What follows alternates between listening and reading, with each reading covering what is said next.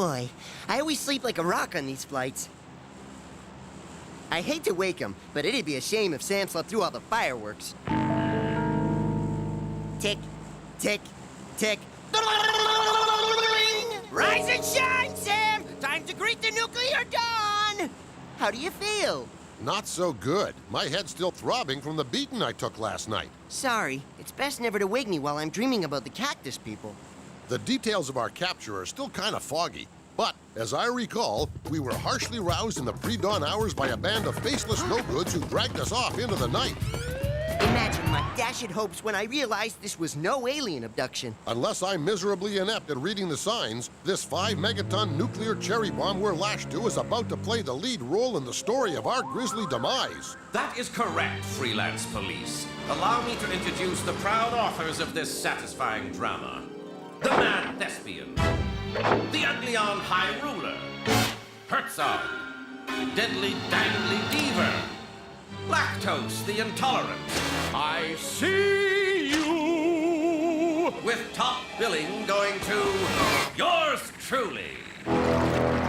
Max Salmon again? You'd think someone could freshen up the menu? That's the last time I fly this airline.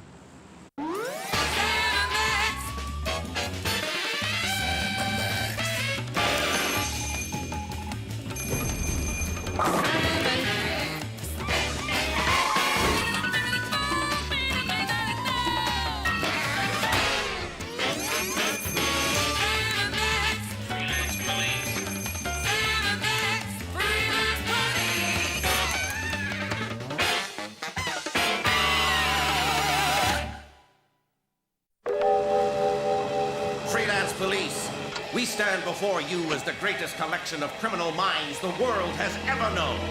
Guess he hasn't seen the ones at the Smithsonian. Al Capone's looks like a boiled cabbage. For years, we have endured your sophomoric shenanigans and breezy interference in our affairs. And for that reason, we have banded together to make certain that this will be your final episode. Gee, that's kind of flattering when you think about it. 6 criminal kingpins getting together in their free time to plot against little old us. Trading recipes for doom and staying current with the latest methods of torture. Sort of like a malignant quilting bee. I'd say we got ourselves a glut of felonious masterminds here. You're right, Sam. Let's thin him out a little. Bye-bye, see ya!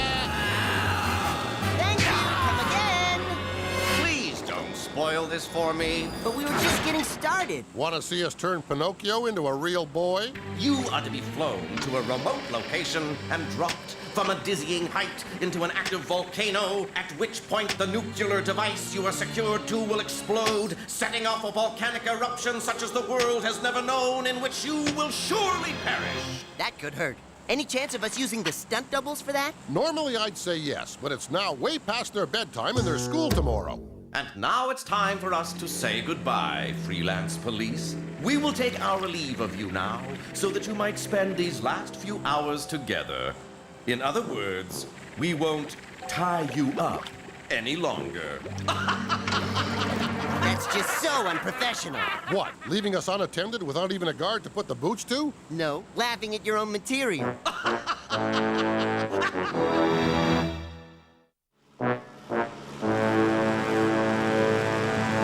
I say, quite a sticky wicket, what? Even if we could slip these bonds, we've got a fancy fish, an ugly alien, a naughty wooden boy at the controls, and a giant floating head guarding the door. I see you! I guess this is it then. The end of the line for the freelance police. Afraid so. But it's been some fun, eh, Max? It sure has, Sam. My earliest childish memories are of us doing dumb stuff together. Remember the time we accidentally set Dad's briefcase on fire and buried it in the backyard? No, Max, that happened to the beaver. Oh, yeah. Remember the time we accidentally set Dad's beaver on fire and buried it in the backyard? Good times.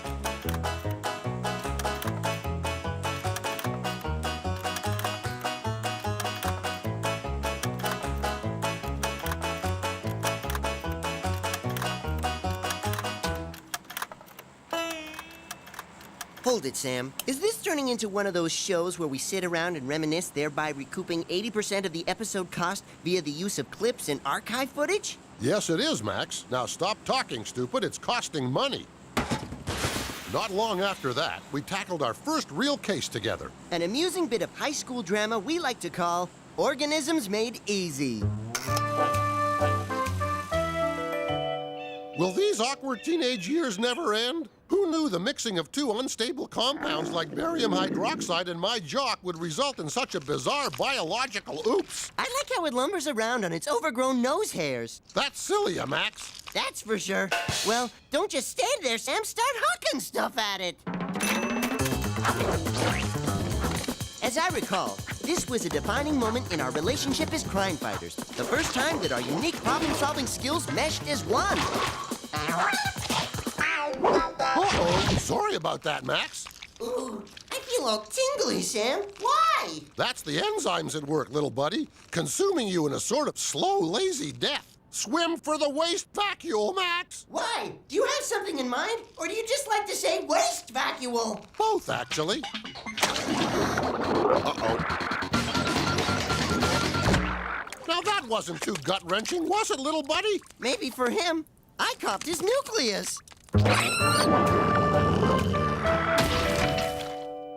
Yes, so many memories, so many rich and rewarding experiences. But with all the highs, Sam and I have had our share of lows.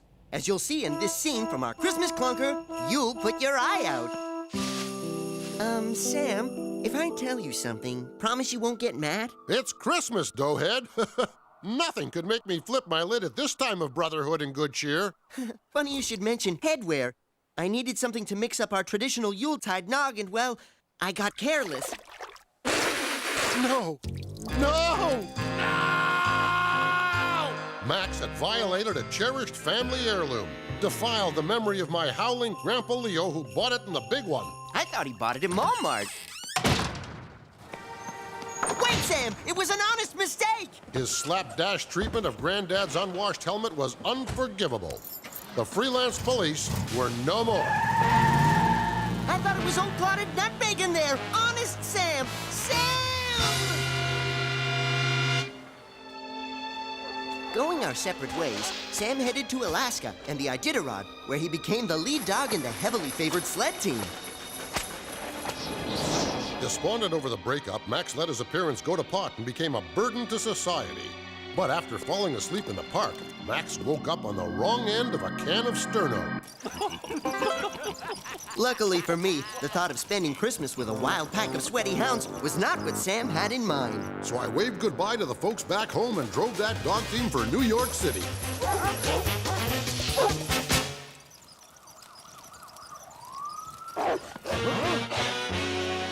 You okay, little pal? Sound as a pound, Sam. Boy, those were great times. The thrills, the adventures. The callous disregard for homicidal transient life, followed by our trademark riding off into the sunset. And as I recall, that was the winter we made our big impact on the news media. It was also the winter of our discontent, for it was around that time we met Lorne. Oh, by gosh, by golly, it's them! Sam and Max, the freelance police, in the flesh, in person, unconscious.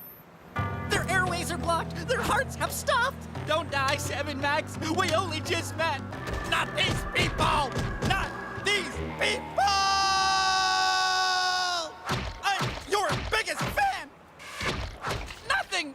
No response! They're just lying there, crying out to me in voices that only I can hear, begging me to wish you unto them. The breath of life. I think I'll start with Sam.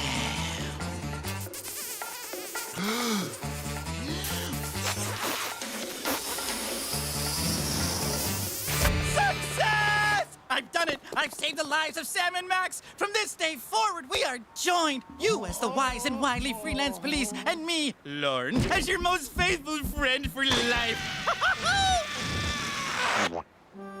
Lorne was better than his word. He became as good a fan, as good a pest, and as good a friend for life as the good old city ever knew. And it was always said of him that he knew how to glom onto celebrities well. May that be truly said of all of us. And as Sam and Max most often observed, Help! Help us! Anyone! Max, when I think back on that, I thank my lucky stars that Lauren isn't around to save us this time. I hear you, Sam. If we have to kick, at least let us kick in peace. You see? I told you I heard narration in here. They've wriggled loose, you fools. Nope, this changes everything. We can't run the risk of you escaping again. I put it to the group that we dispense with Sam and Max right here and now. All in favor? Aye. All opposed? Nay. The ayes have it.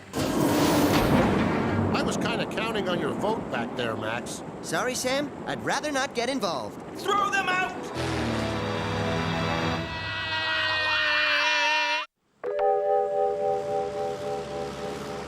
Friends, co-workers, enemies of the deceased, the freelance police are gone. Never again will we encounter their smug, shining faces gloating over the ruination of our affairs. Praise be to me!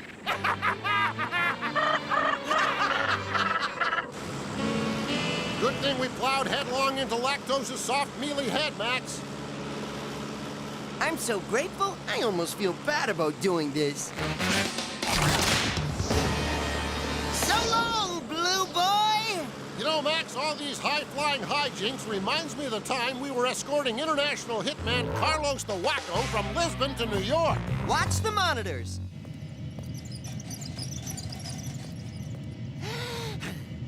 What's wrong, Max?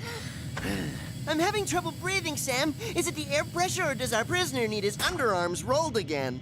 Actually, it's me. I guess my stomach can't handle a hodgepodge of salted nuts, acidic complementary juices, and runny wax-encased cheeses of the world the way it used to. Some flat ginger ale ought to fix you up.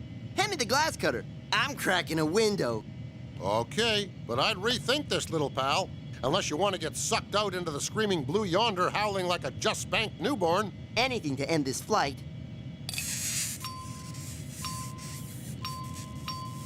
I can't seem to hail the Bonnie Stewart lass. She's probably busy pumicing the corns off elitist travelers up in first class. Stop. I'd kiss my sister for a good pumicing.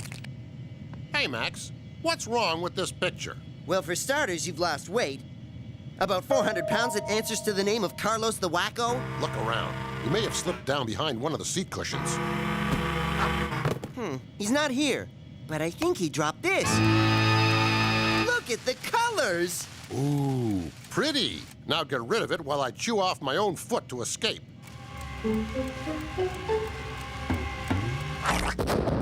Hey, no plane rocking explosion? How'd you manage that, little buddy? Max?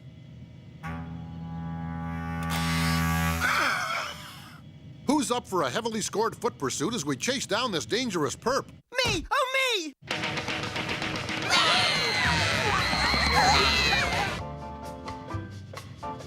First class is nice.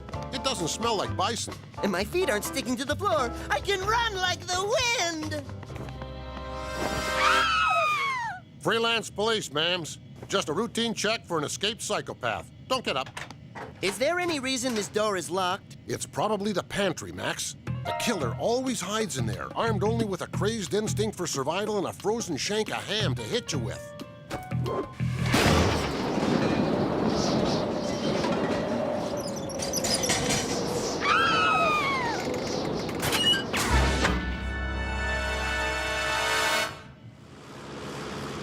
Yes, we've always worked well together.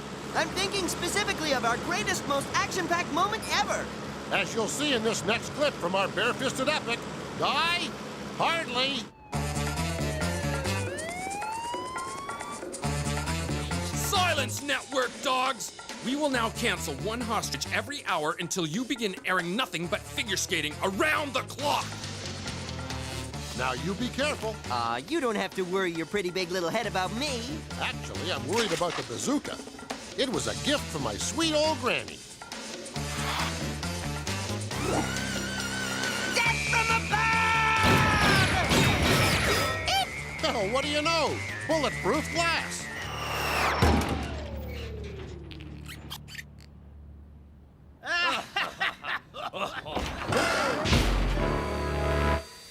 And speaking of network gaffes, remember when we were drawn funny? Homogenized down to a pair of dirt simple cartoon chuckleheads? Lucky for us, it led to the downfall of our ill-conceived primetime sitcom, I Dream of Weenies. In this scene, I try to persuade Scrappy Sam into going into the old Henderson estate, convinced that the rubbery ghost inside is actually Mr. Phipps, the unscrupulous real estate speculator. Go on, Sam. If you do it, I'll give you a Scrappy dog. 2 Scrappy dogs? Yeah.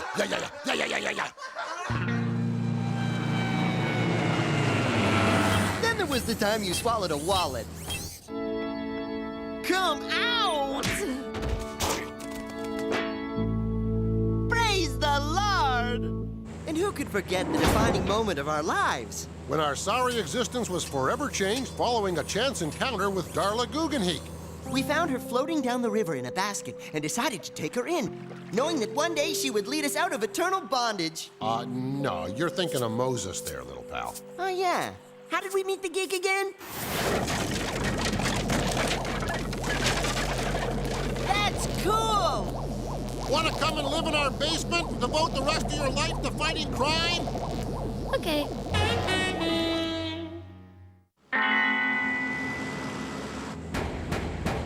Open this door. I'm warning you. Don't make me use force. Max, if for whatever reason I don't make it, I want you to take care of this. If anything happens, I'll deny I ever knew you. Love, the Commissioner. That's just so him. Yeah. Whenever we were feeling logy, in need of a little subhuman contact, we could always count on that phone to ring.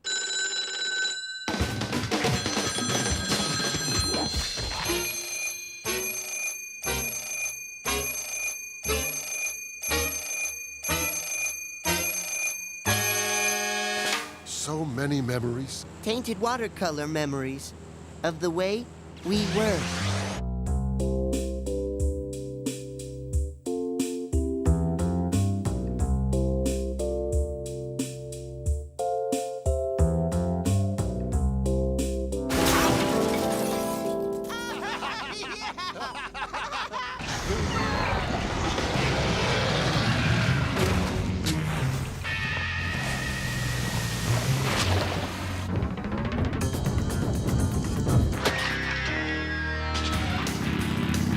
But alas, all good times must come to an end. Uh-oh. Look what the cat coughed up. We really need a bouncer on that door. If you please, raise your hands and step away from the controls. And if we refuse? A convincing argument. I bet he was top dog on the debating team. Yes, yes. Everything is in readiness. We have reached the crucial juncture. Our timing is perfect. Nothing can stop us now. Now what? An unwelcome caller. It never fails. I'd get rid of him quick. This juncture is too crucial to risk being spoiled by canvassers. Although, if it's Girl Guides, I'll take 2 boxes. What is it? Can't you see we're busy? It's the Rubber Pants Commandos. Laying down the law with scalding milk and sweet-smelling concussion bombs. Get in there and fight dirty, you chuckleheads. Blip, returning to base. No, Scabs! You kids go home! You're ruining all that we worked so hard to achieve! Come to Daddy. That's right, you can do it. Come on. Such a big boy.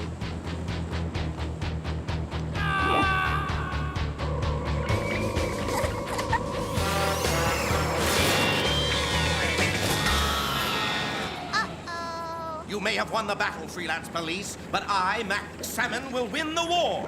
For when the force of a volcanic eruption combines with the sheer magnitude of a nuclear blast, I dare say you can kiss your precious world goodbye. You'd think so, wouldn't you? But while you and your friends were so engrossed watching the in-flight movie, I believe it was Free Willy. Max and I took the liberty of replacing the bomb's combustible innards with 600 pounds of our anti-flatulent of choice. No.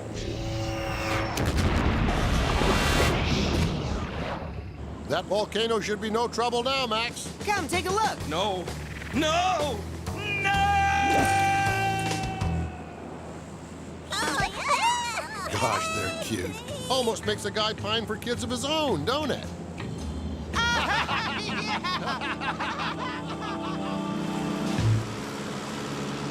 Why so glum, Sam? All in all, it was a great final episode. That's what's eating me up inside, Max. Since we've dispensed with the planet's most hateful villains in one fell swoop, maybe this really is our final kick at the can. Maybe the world is finally as safe can be. Don't worry, Sam. The world is still infested with rotten, despicable evildoers of all shapes and sizes. You just wait and see. That phone is gonna ring. It's gonna. Any second now. Ring!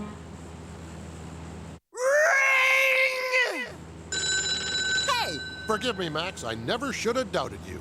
Ah, go on. Oh, look! Dolphins! I got it! I got it! You cracked me up, little buddy. I got it!